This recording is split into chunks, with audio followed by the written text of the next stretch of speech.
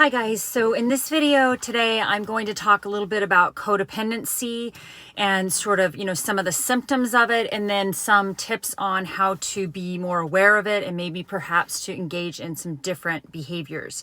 So what is codependency? Well, a lot of it is where you're unconsciously seeking love, validation, and approval from outside yourself, from external sources.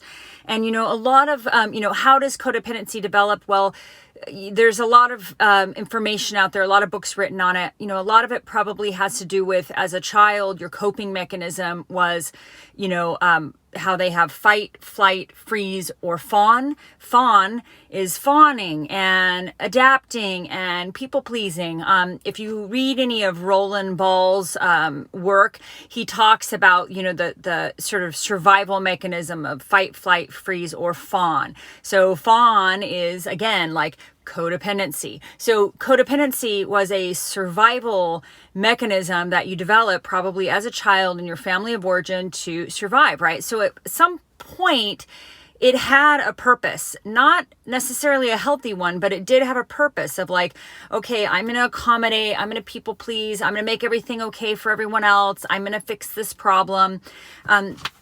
But what it turns into as an adult and even as a child, but especially when in your adult relationship, is it's very maladaptive and it's not a healthy way of operating in the world.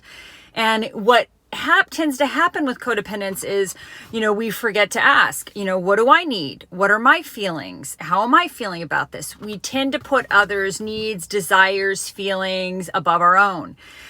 So we end up trying to mind read. And this is especially relevant when you're in a relationship with a narcissist because, narcissists are all about withholding information. They expect everyone around them to read their minds. And a codependent, will accommodate that and try to read the narcissist's mind, which is totally ridiculous. It's a ridiculous expectation. It's a ridiculous thing to try to do because in healthy relationships, people communicate verbally their needs and their wants and their desires, right? Because they've done enough work and they have enough self-awareness to realize that that is their job in a relationship to communicate that. But as a codependent, you may have been, neglected, or you had parents that were not emotionally present or available. It could have been because of addiction. It could have been because they were narcissists or had a cluster B, or it could have been just that they were, overworked, didn't have enough money. They had too many kids. It could be a number of different reasons, but for whatever reason, they were unable to sort of emotionally connect in a consistent fashion, and they were unable to validate or recognize your feelings, right? So you didn't have that experience of having a parent recognize, validate, and ask and consider and be curious about your internal life. You might have come from a family that's very, detached. They don't talk about emotions. Everything's surface. Everything's about looking perfect on the outside, but we don't really delve into, how we're feeling, what we're thinking, what our emotional states are. So as a codependent, it's really important if you identify with this that you learn how to ask yourself, what am I feeling? What do I need? What are my wants? What are my desires? Rather than automatically, like your automatic is to put people above yourself, right? And your feelings don't matter, but theirs do. So when someone, often if you're codependent, when someone mistreats you, you might not even recognize it. Or if you recognize it, you might not be able to feel that it's appropriate for you to set boundaries around people mistreating you. So, we tend to think that, we can't do that. We think that if we assert ourselves or set boundaries that we may be afraid that this person is going to abandon us or that they won't be willing or able to meet those needs. We might feel like if we try to set a boundary, they're not going to be respected, or they're, we're constantly like, seeking validation from outside ourselves. And that's why it's so important when you start doing the work to heal your codependence that you're able to start to give love and approval to yourself. So you're not so reliant on whether somebody abandons you or not. Like, you let the toxic people leave your life. You set those boundaries. And if people don't respect them, that's a huge red flag. That's a sign of a toxic individual, because healthy people, when somebody sets a boundary, healthy people try very hard to respect that boundary. They understand, or they're at least on the journey of trying to understand the need for respecting others' boundaries. And so, in what we used to think, or what our programming is that, abandonment by others could have meant like annihilation, because in our minds, we're that little child, that little codependent child that is so afraid of our parent abandoning us, right? Because that means annihilation. And what you start to realize when you start doing this work is that if others abandon you, that you are going to survive it, because you are able to learn how to self-validate, how to know that you are a wonderful person, whether or not somebody, stays or leaves. Like, your life is not gonna, your emotional life is not dependent upon whether they, stay or leave. Like, you are able to survive abandonment, right? And you start learning how to self-validate. You start learning how to honor your own feelings. You start recognizing that happiness is an inside job. It's my responsibility to be happy and to create my own happiness. It's no one else's responsibility to do that.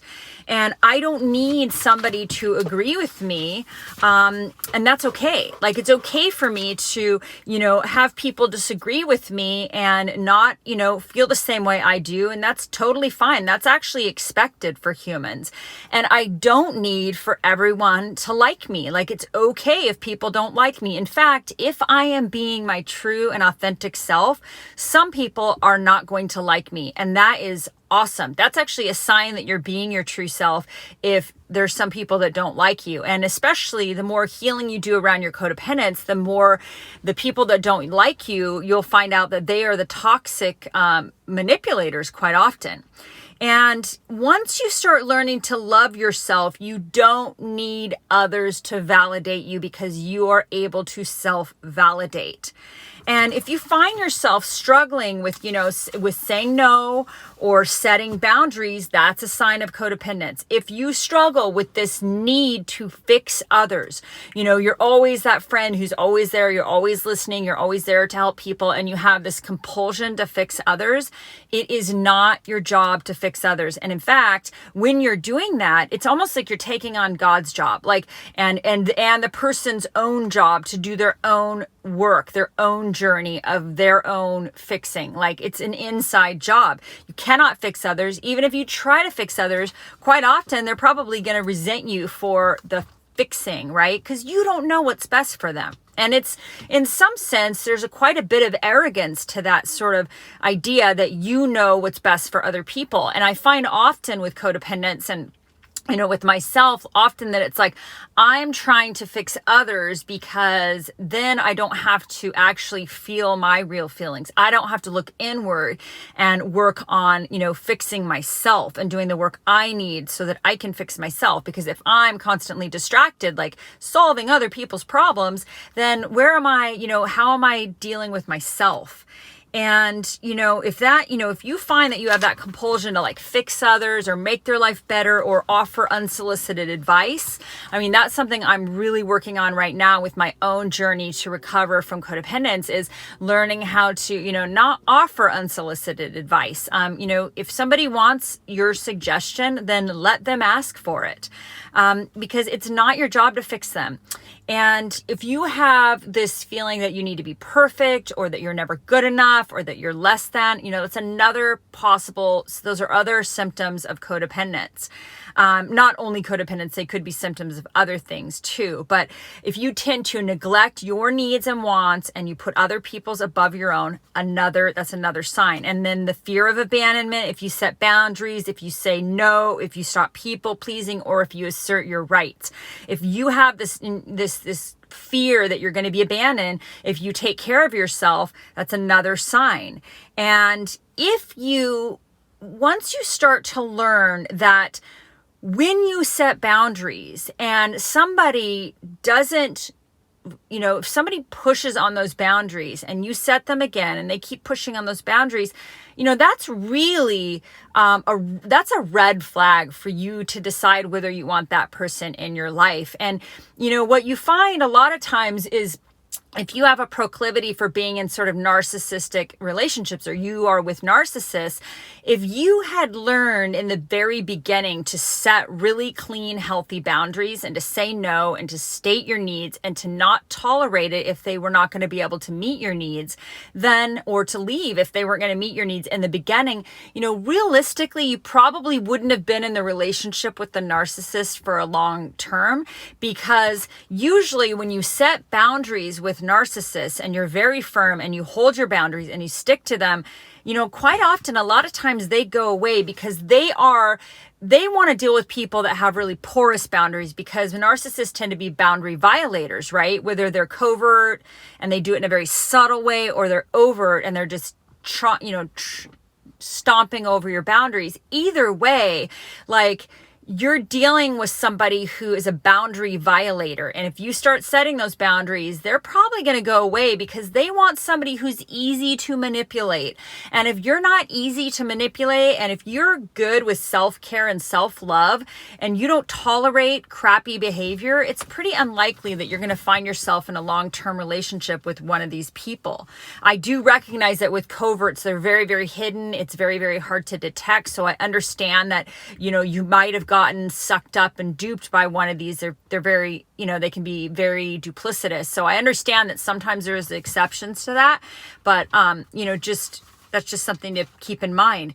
You might have put up in the past, if you look at it, you might have put up with abuse, neglect, somebody violating your boundaries. If you're so afraid to be abandoned that you will put up with all of those things, that is another sign of codependence. And it's so important that you heal that, because you don't need to put up with abuse and neglect and abandonment. And somebody violating your boundaries. There are people out there that have secure attachment, that are healthy, that have done their work, and you can be in relationship with people that are feeding your soul, providing, sharing your joy, and they respect your boundaries, and they are not abusive, and they are not neglectful.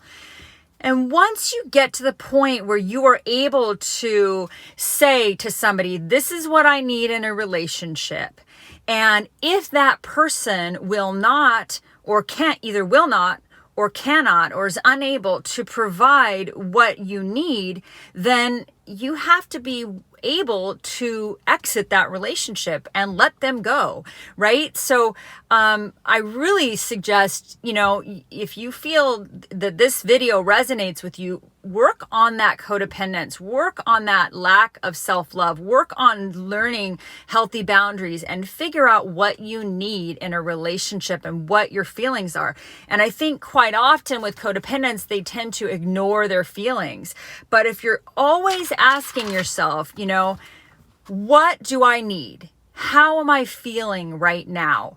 What's going on with me internally? If you do that, then it's like this, you start getting this self-awareness around what your needs are, and you start honoring those needs and respecting your needs, then you're going to be less inclined to be in relationships with people who are unable or unwilling to meet your needs. And it's totally, I think with codependence, often we grow up thinking we don't have the right to have needs, or it's selfish to take care of ourselves. And I'm here to encourage you that it is not selfish to take care of yourself. It's good self-care. And a lot of what I'm sharing with you, I've learned personally through my own journey of overcoming codependence. And, I'm still in the process of doing that. I'm not sure if it's ever going to be like, oh, I'm fixed, because these are very deep rooted sort of childhood, issues. But I'm definitely on that journey. And one way that I've really been able to grow a lot in that realm is by going to the 12-step recovery program, Codependence Anonymous and Al-Anon. And I've really gotten to learn, that it's okay for me to, set boundaries. It's okay for me to say no. Saying no is not a mean thing to do. It's self-care. And it's okay for me to figure out what I'm feeling, what my needs are, and to, let those needs be known in a relationship. And if the person is unwilling or unable to meet those needs, then I can exit that relationship. In fact, it's almost my duty to do so.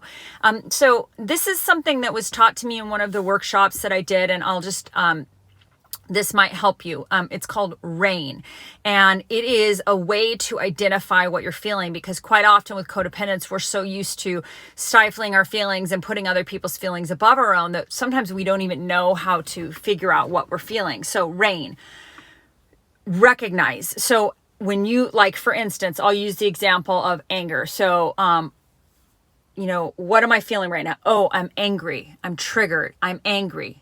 That's recognize. Okay, acknowledge. Oh, I acknowledge that right now I am feeling a lot of anger, and I acknowledge and I accept that that is what I'm feeling. And then investigate. Why am I angry? Okay, well, I'm really angry because this person, violated my boundaries, and, they mistreated me in this way. And really underneath that anger, I have fear. I have fear that this person, may abandon me, or I'm sad underneath. I'm just really hurt and really sad. So, the investigate part is to figure out, anger is like that it's like that, that first emotion, but what's behind the anger? Usually behind anger is like fear or sadness or hurt or pain. Usually it's something else behind the anger. And sometimes it's that we're angry at ourselves because we did not stand up for ourselves, or we did not set healthy boundaries. We allowed ourselves to be abused, neglected, or mistreated, or we stayed in a relationship with, somebody, we stayed in a relationship with somebody with the hopes of approval or love, and it was an abusive relationship, or it was a neglectful relationship. We stayed in a position to be hurt for the possibility of love or approval or acceptance. So investigate what your feelings are. And then once you've figured out what your real feeling is and why you're upset and what the trigger is, then you can start to nurture. That's the N. So recognize, investigate, recognize, acknowledge, investigate, and then nurture. And how you can nurture is you can work on your system, your immune system, and your mind and your body, to calm your body down, to calm your nervous system down. You can do this by pulling on your ears. I know it sounds funny, but you can do it by pulling on your ears. You can do it by taking a deep breath.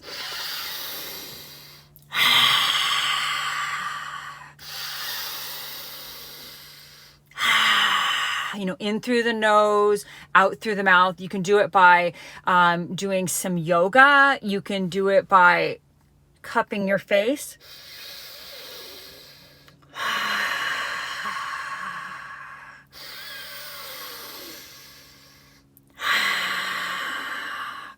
You can do it by, saying some mantras, like you can ask yourself, what am I feeling right now? What am I feeling? You can put your hand on your heart and on your stomach. You can take some deep breaths.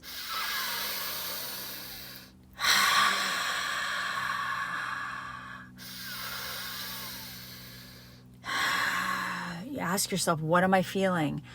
What am I feeling? And calm yourself down, and calm your body down, and calm your mind down, so you're in a state of sort of equilibrium. You can do it. There are a lot of good YouTube meditations on how to bring yourself back into your body awareness and out of, your lizard brain. Your lizard brain, your primitive brain kicks in and it starts saying fight, flight, fight. And it could be fight, flight, fear, or fawn, right? So again, somebody hurts you, somebody violates your boundary. And if you're a codependent, you're going to fawn. Oh, what can I do? How can I fix it? Oh, how can I make everything okay for you? You can go to that place, and I'm going to encourage you to, instead of going to that place, to recognize, where am I right now? Where, what's happening right now? Am I in my primitive brain? Am I having that fight, flight, fear, or that fight, flight, freeze, or fawn response? Like, what is happening with me right now? And calm your nervous system down. Get back into your higher brain. Get back into your fine, your good thinking here. That is your rational brain, and start to recognize what is actually happening. What was the trigger? How was I triggered? How is this person violating my boundaries? What do I need to do to take care of myself? What are my needs? What are my wants? What do I need? How am I feeling? I know this is kind of all over the place, but I don't know if this is helpful for you, but I'm learning a lot about how to calm down your nervous system. It's, I think, vital when you're trying to recover from narcissistic abuse or getting out of a toxic relationship, but it's also just for your lifelong skill of being able to do good self-care and to start recovering from this people-pleasing, this fawn response, this codependency. So I hope you guys have a wonderful day, and I hope you guys got something out of this video. Thanks so much. Bye-bye.